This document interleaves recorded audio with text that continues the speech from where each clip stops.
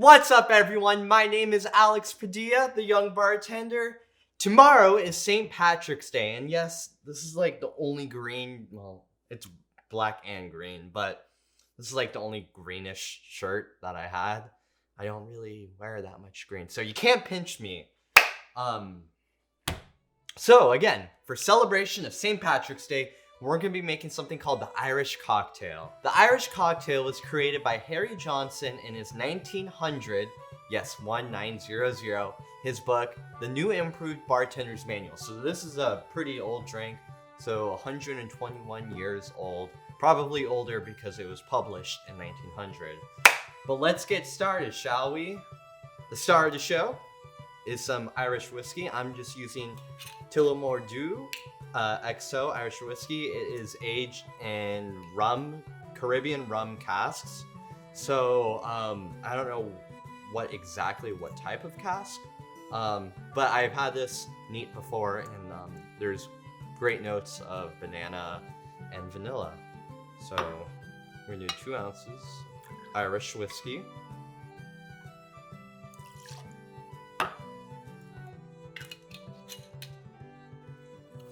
We're going to do a bar spoon of Maraschino liqueur.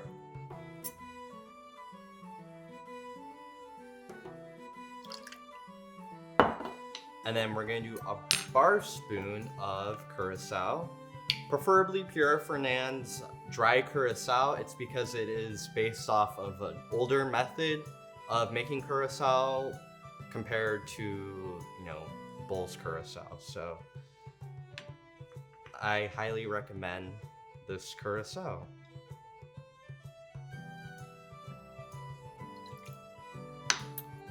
Perfect. Then we're going to do 2 dashes of Peychaud's bitters. The original specs call for Boker's bitters, but I cannot find that anywhere. It is so hard to come across. I know Bittermans makes Boker's bitters, but yeah, I'm just using Peychaud's.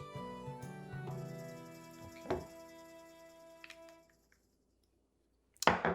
Now we're gonna add ice to our mixing glass. I almost said tin. And we're gonna stir until nice and chilled.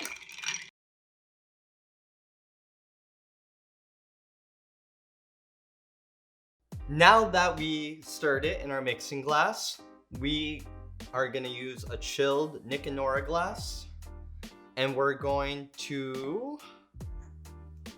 coat it with absinthe. There we go. Get some of that anise flavor. You can also just do a little rinse. I like using the Barfly atomizer. It's midterm, so I can't talk. Basically, you spray the absinthe or whatever you want to coat your glass with. It's pretty great. You don't have to worry about, wasting any absinthe if you have any left over from rinsing. So we're gonna just strain into our Nick Nora glass. And the original spec calls for a lemon twist and an olive for garnish. It's St. Patrick's week. Tomorrow is St. Patrick's Day, so we're gonna get a clover. One moment. Sorry about that. That was just Amazon dropping off a package. So what I was saying is, for the garnish, it's usually lemon and an olive, lemon twist, but we are using clovers or a clover, for that St. Patrick's Day vibe, atmosphere. Clovers are actually edible, even though they're considered a garden weed. This isn't a 4-leaf clover. I don't think they have that in America. There's only a 3-leaf clover. But yeah, mainly for decor, not really for taste with the garnish, but let's give it a sip.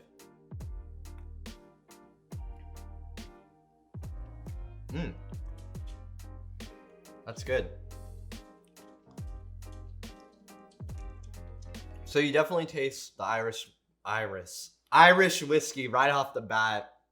Leaves a nice aftertaste with those, you know, those kind of honey, banana, vanilla notes. But the maraschino and the absinthe really pair well together in this cocktail. Get a little bit of that citrus orange from the dry curacao. But yeah, it's a pretty